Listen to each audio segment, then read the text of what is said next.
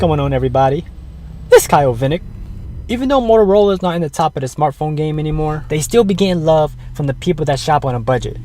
Now this year, they come around with the Moto G5 Plus. And because of their succession with the previous G phones, they're able to build a pretty solid phone for that cheap price tag. If someone were to hand me this phone and let me use it for like 3-5 minutes, and I knew nothing about the Moto G phones, I would probably think that this phone costs at least $500. But nah, thanks to Amazon, the G5 Plus starts at $185 with the Prime exclusive. And with that type, the only difference is that you get ads on the lock screen. Other than that, you could get a normal G5 Plus, which goes up to $300. And that's the one I have in hand right now. The G5 Plus comes in 2 different colors, lunar gray and fine gold. With 32 gigabytes of storage, you get 2 gigabytes of RAM, and when you double the storage, you also double the RAM. And that makes it 64 gigabytes of storage with 4 gigabytes of RAM, which is the one I'll be showing off in this video. The one thing that stood out to me was an all metal design. Not only it looks premium, it also feels high quality. Now the other thing that stood out to me was that little oval thing that's placed on the front. And that thing is not just a home button, it also works as a fingerprint sensor. For a budget phone like this, I would not expect the fingerprint sensor on this phone, but we got it, it's here, and it works really good. With this phone, the capacitive button works a little different from other phones that has the same home button placement. Typically on an Android phone that has a home button on the bottom bezel, you would find your remaining navigation buttons on the left and on the right of the home button. But instead, Motorola or Lenovo, they decided to use that home button as a touchpad. So if you have this activated in the Moto app, you swipe right for most recent apps and you swipe left to go back. Other than those gestures, you got another feature where when you tap and hold the home button, it'll lock the phone when you feel one vibration. And if you wait a little longer, you'll feel a second vibration. And that'll open up Google. I'm just gonna be straight up, I really don't like those gesture features. So instead, I work with the on-screen navigation buttons like all the other cool Android phones out today. And you can activate that by disabling one button nav under the Moto app. One thing I don't like is that the fingerprint sensor is on the front. When you have software keys activated, I would accidentally press the home button when I'm trying to get access to apps that support fingerprint reading. Also, it clutters the front of the phone and it can look pretty messy. Another feature I disable is the fingerprint sensor to lock the phone. I don't know why Motorola didn't put this setting within the Moto app, but you gotta dig all the way in the main setting app, go under security, hit that gear icon, and do your thing. Now, digging a little deeper into the phone, they hit you with the Android 7.0. Even though this version of Android doesn't have Google Assistant, it still features multi-window.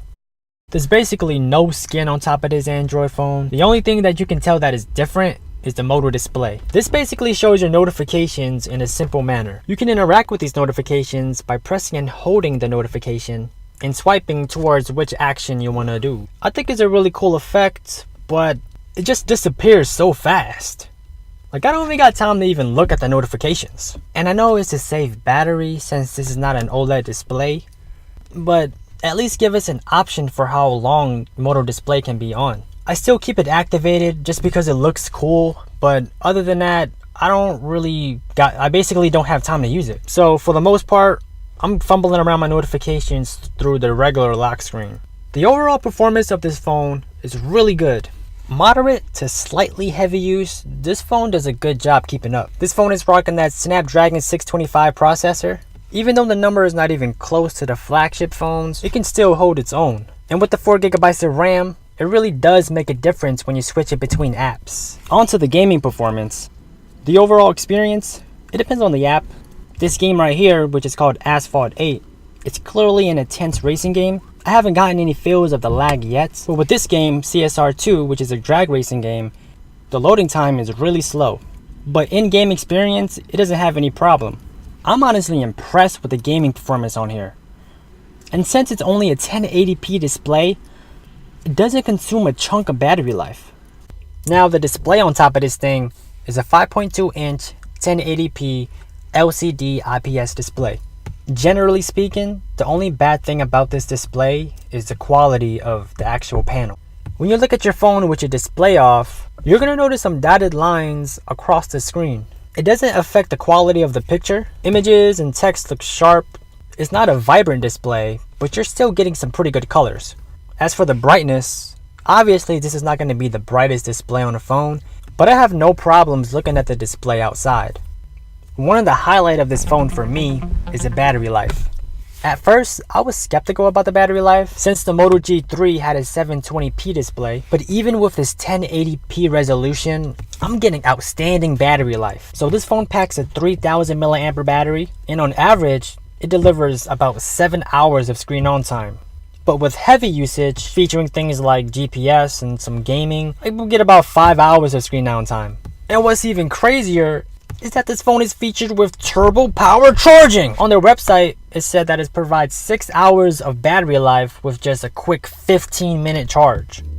I don't really time my charges, but from 20% or less, it takes about 1 hour and 15 minutes to fully charge with the included charger. Oh, by the way, it charges via micro USB. And right next to that charging port, you'll find a headphone jack. My only problem with the headphone jack is that there's like a 2-second delay when you plug your headphones in when you already have audio playing on your phone. It's not really a major problem, but it's definitely something to note.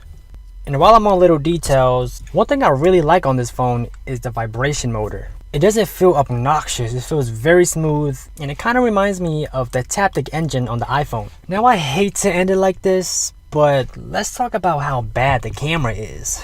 So the camera on the back, it sounds pretty good. It's a 12 megapixel camera, 4K recording, no OIS, but that's okay. Basically, the pictures and videos off this camera is very unnatural. And I'm not talking about magical unnatural, I'm talking about funky unnatural. I mean, don't get me wrong, you can get some good quality shots on this camera, but that's only if you're in a well lit area, which is basically daytime outside. But if you get a tint of shade in your shot, the camera is going to struggle.